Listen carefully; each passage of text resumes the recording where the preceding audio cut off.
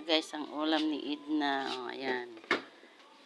Oh, bili-bili na. May dinuguan.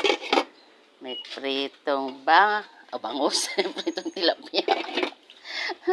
Ayan, yan ang ulam dito. Kaya kung sinong wala pang ulam, bili na kayo. Punta na kayo dito. Dito lagi po sa kay Ate Sini tapat, mga guys. Ayan. Tapos pisa ng mga sasakyan nandito na rin. Kompleto na rin. Ayan. Dito yung kanilang kainan. Ayan si Edna. Naglilista sa mga utang. Hindi maiwasan na walang utang. Ayan guys.